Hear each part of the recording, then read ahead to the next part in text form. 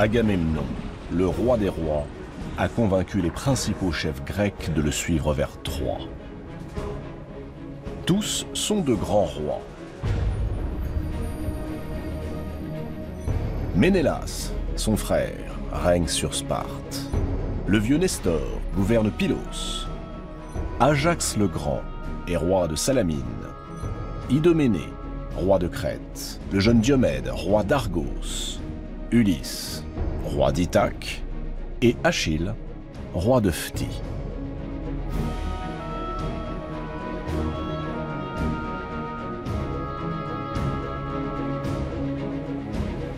Achille et Ulysse. À eux deux, ils vont devenir le fléau des Troyens. Et pourtant, de tous les rois de Grèce convoqués par Agamemnon, ce sont eux qui désirent le moins faire cette guerre. Ulysse n'a aucune envie de quitter son royaume, Ithaque. Et encore moins sa femme, Pénélope, et son fils, Télémaque, pour aller livrer une guerre au bout du monde. Mais il y a autre chose qui le retient. Une chose qui l'obsède comme un cauchemar.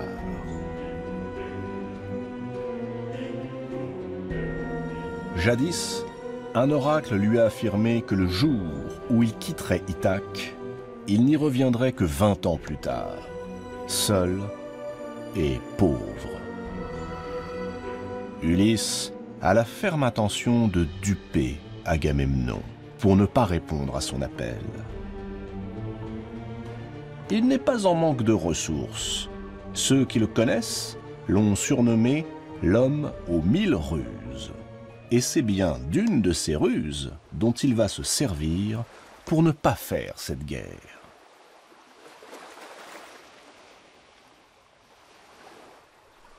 Ulysse se coiffe d'un bonnet de paysan et se rend sur une plage d'Ithaque.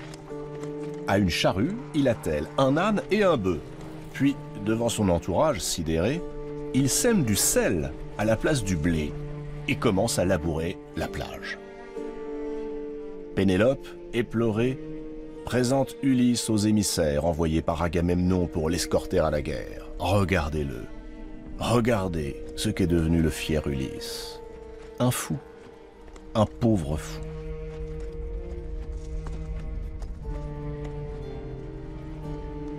Les émissaires d'Agamemnon compatissent.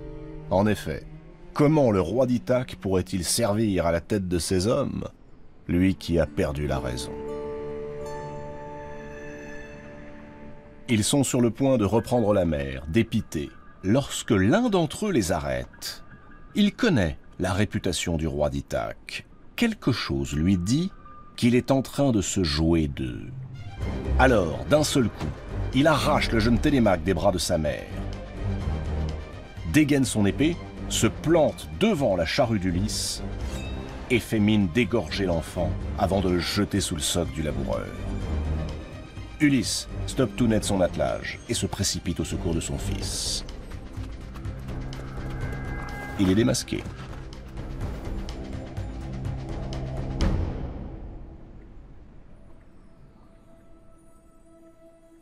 Sa ruse éventée, Ulysse n'a d'autre choix que de rallier l'armée d'Agamemnon.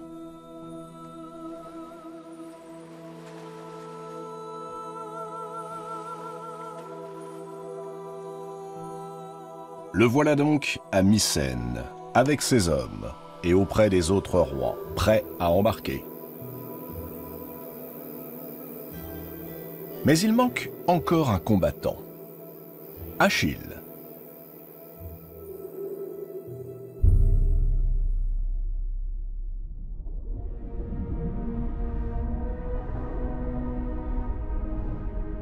Achille. On peine à croire que ce jeune homme courageux, dont on dit partout que la force n'a pas d'égal sur cette terre, souhaite se dérober à la guerre voulue par Agamemnon.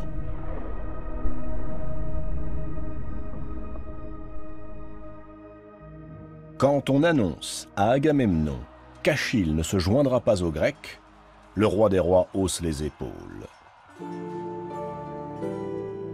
Il n'a cure de cet homme qu'il déteste. C'est un guerrier indiscipliné qui méprise depuis toujours son autorité, ne manque jamais une occasion de lui rappeler publiquement sa cupidité et sa passion du pouvoir. De tous les rois de Grèce, Achille est celui qu'Agamemnon est le plus. Mais il le faut aux côtés des Grecs, proteste le vieux Nestor. Achille est béni des dieux. Il est le plus grand de tous les guerriers. Sans lui, la victoire est impossible. À contre-cœur, Agamemnon envoie Ulysse à Phthie chercher Achille et son armée, les redoutables Myrmidons.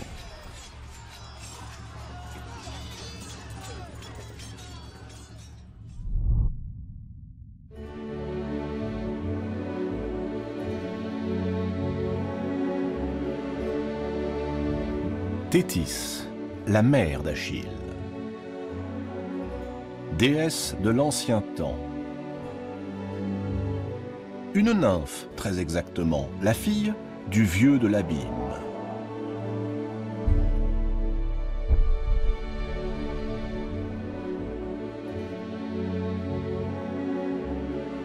Aimée par Zeus, jadis, qui lui conserve toute sa tendresse.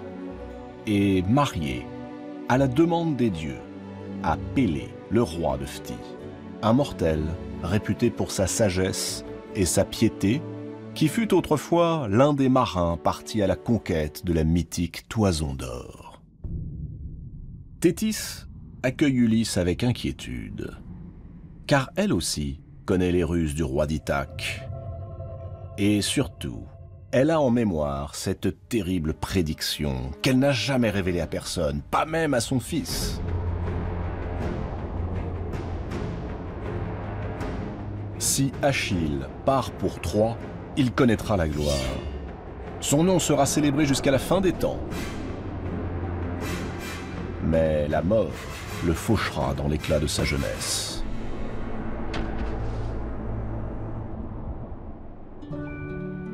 S'il reste chez lui, en Grèce, il vivra longtemps, heureux, entouré et aimé de tous les siens. Mais lorsque les enfants de ses enfants auront disparu, tout le monde aura oublié son nom. Heureusement pour Thétis, à tous les arguments qu'Ulysse lui soumet, Achille répond par un non catégorique. Non, il n'est pas question d'aller se battre à Troie pour sauver l'honneur d'un mari cocu ou pour agrandir l'empire d'un roi qu'il méprise. Soulagée, Thétis prend son fils dans ses bras et tout à sa joie de le voir rester auprès d'elle, elle lui révèle le sort funeste auquel il a échappé. Achille est interloqué. Ainsi, il a donc le choix, mourir jeune, mais en héros, ou bien vieillir dans le confort et le bonheur, mais s'éteindre et rester anonyme parmi les anonymes, promis à l'oubli. Il réfléchit longuement. Puis il se tourne vers Ulysse. Sa décision est prise.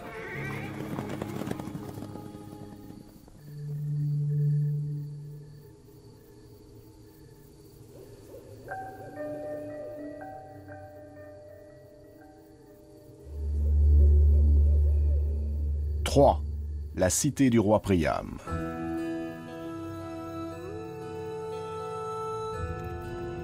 Hector désigne son frère, Paris. Tout ce qui arrive à Troie est de sa faute, clame-t-il. Ces noces odieuses sont cause du grand malheur qui guette la cité. Hector vient de l'apprendre. Les Grecs ont mis sur pied la plus vaste armée que le monde ait connue. Ils sont en route. Ils s'apprêtent à débarquer sur les rivages de Troie.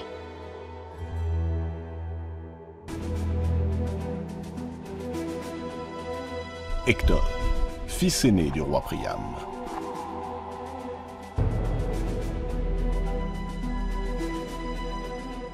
le rempart de Troie, le bouclier de la cité.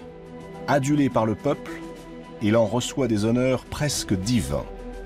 Ses amis, comme ses ennemis, reconnaissent en lui un guerrier à la vaillance sans pareille. Mais aux remontrances de son frère, Paris oppose toujours les mêmes réponses. Troie est invincible, protégée par les dieux, et jamais la lance grecque ne pourra renverser la cité de Priam. Quant à lui, il est amoureux d'Hélène, il l'aime éperdument, et elle aussi. Rien ni personne ne les séparera. Hector fulmine. Son frère ne comprend donc rien à ce qui se joue. L'armée grecque ne vient pas seulement envahir Troie, elle vient dévaster la ville qui depuis toujours résiste aux rêves d'Agamemnon. Un prince de Troie n'a pas le droit de se comporter avec une telle assurance, mêlée à tant de désinvolture.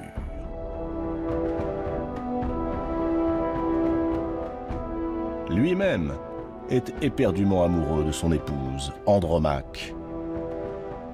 Mais il a toujours placé le salut de sa cité au-dessus de son bonheur personnel.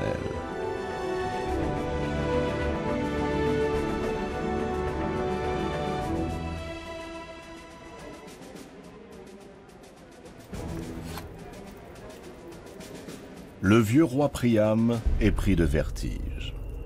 Hécube, son épouse, se lève. Elle marche vers ses fils. Elle saisit la main d'Hector, puis celle de Paris, et les force à se joindre. Les deux frères y consentent sans que ni l'un ni l'autre n'approuve. Mais soudain, le visage d'Hécube se fige. Dans l'ombre, une silhouette surgit, drapée de noir. C'est Cassandre. Cassandre, fille d'Hécube et de Priam.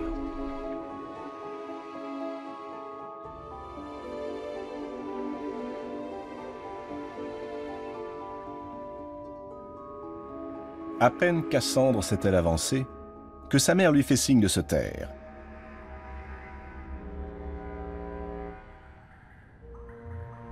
Elle sait trop bien que tous les mots que cet enfant prononce sont porteurs de désastre et de mort. Depuis que Paris est revenu à Troie au bras d'Hélène, Cassandre ne cesse de répéter que cette union illégitime causera la perte de la cité.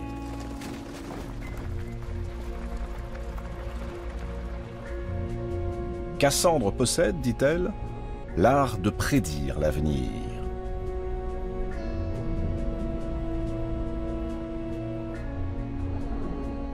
Ce n'est pas faux.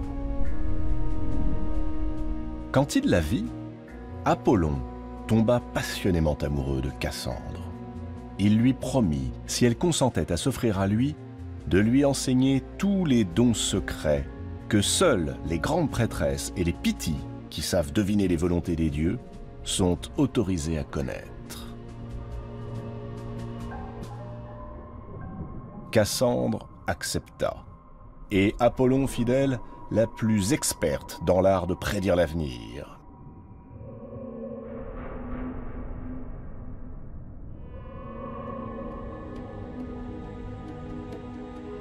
Mais aussi de formuler les oracles et de les interpréter. Mais une fois qu'elle fut instruite dans cet art, Cassandre n'accorda rien d'autre aux dieux qu'un simple baiser, du bout des lèvres.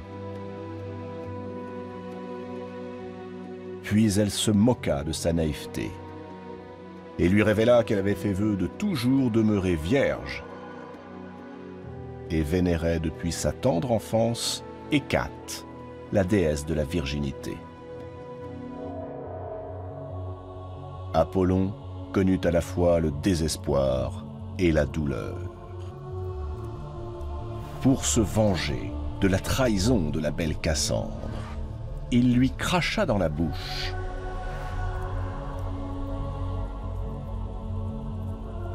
Cassandre aurait dû se méfier, car d'un simple crachat, le dieu venait de lui retirer, non pas le don de prophétie qu'il lui avait offert, mais le don de la persuasion. Ainsi Cassandre était-elle désormais condamnée à prédire l'avenir, mais à n'être jamais crue par personne.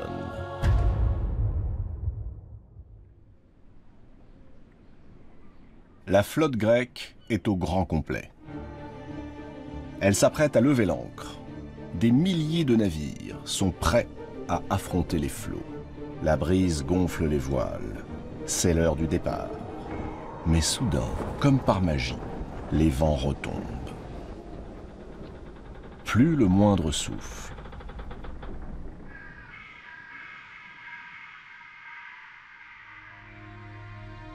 Agamemnon redoute le pire. Ce calme n'a rien de naturel. Il faut consulter les dieux, au plus vite. Il est, parmi les Grecs, un devin qui sait interpréter les volontés des dieux. Calchas. Pour lui, ni le futur, ni le présent, ni le passé n'ont de secret.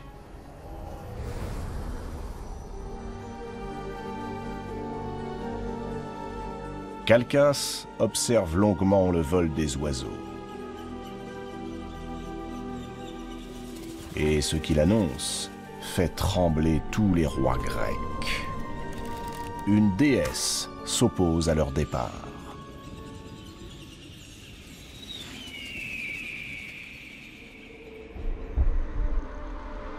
Artémis, fille de Zeus et sœur jumelle d'Apollon. Agamemnon s'emporte. Qui a osé offenser Artémis, la déesse de la chasse? C'est toi, répond Calchas. Et le devin rappelle à Agamemnon ce jour où, parti chasser, il avait croisé une biche magnifique. Longtemps, il l'avait pistée avant de lui décocher une flèche mortelle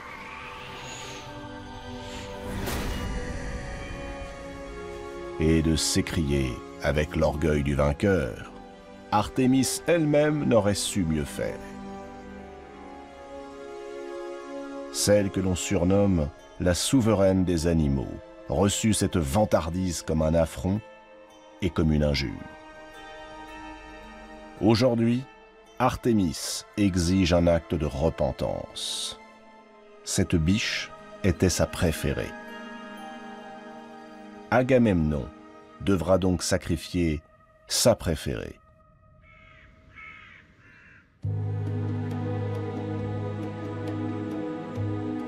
Sa fille, Iphigénie. Le roi des rois est effondré. Jamais il n'y consentira. C'est l'unique condition pour que les vents soient avec les Grecs, réplique Calchas.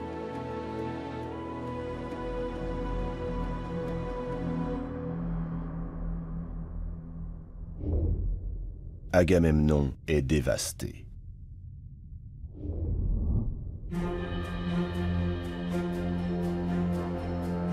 Son frère Ménélas entre dans une colère noire.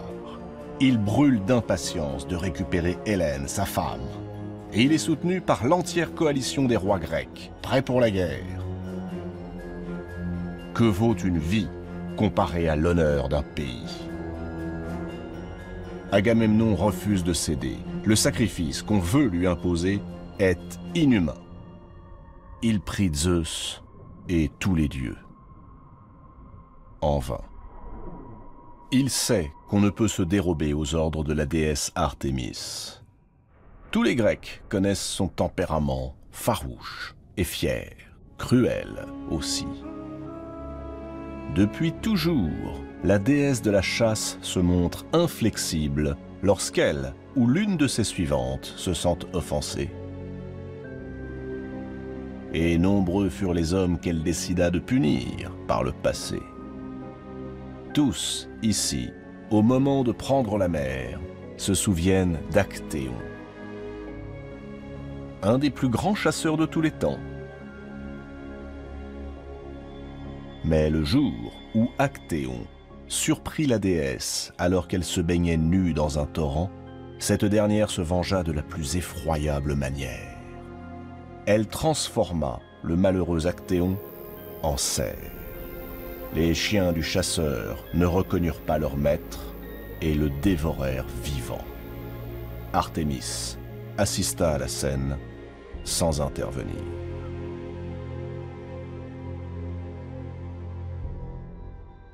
Agamemnon le sait, il est impossible de fléchir la déesse offensée. Alors, le roi des rois refoule ses larmes, maîtrise le tremblement de ses mains et finit par accepter la décision des dieux. Ulysse, atterré par le sacrifice qu'un père s'apprête à commettre, suggère à Agamemnon que l'on fasse croire à Iphigénie que de sa soumission au mariage dépend le sort des Grecs. Cela adoucira son destin. Il suffit de prétendre qu'Achille a posé une condition pour suivre l'armée grecque, épouser Iphigénie. La jeune fille consent et n'oppose aucune résistance. Elle obéira aux vœux de son père et épousera Achille si cela permet à l'armée des Grecs de compter dans ses rangs le plus glorieux des guerriers. Le mariage aura donc lieu. Et comme l'exige la coutume, il doit débuter par un sacrifice. Iphigénie, confiante, marche vers l'autel, guidée par Agamemnon. Le grand prêtre l'attend, impassible. Iphigénie croise alors le regard de son père.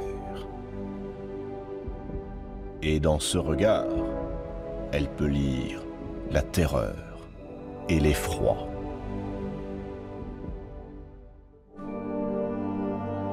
Le grand prêtre se penche sur la jeune fille, le poignard s'abat.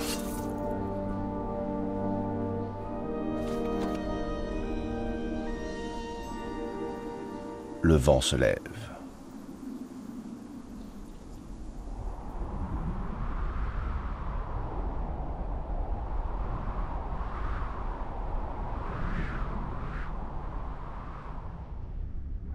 Là-haut, sur l'Olympe, les dieux ont tout vu. Désormais, la guerre est inévitable. Et chacun a choisi son camp. Apollon a fondé Troie. Il en est le protecteur. Il saisit son arc et son carquois, et il cingle vers la cité de Priam. Artémis a tenu son serment et libéré les vents qui portent l'armée grecque, mais en toute chose, elle soutient son frère. Elle prend le parti d'Apollon et des Troyens. Aphrodite lui emboîte le pas. Elle entend protéger l'idylle entre Hélène et Paris, dont elle a assuré le succès.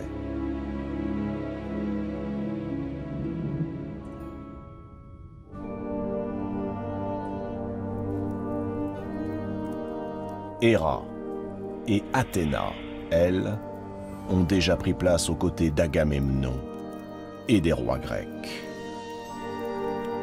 Poséidon et Arès hésitent encore. Sans doute, à leur habitude, ils oscilleront d'un camp à l'autre.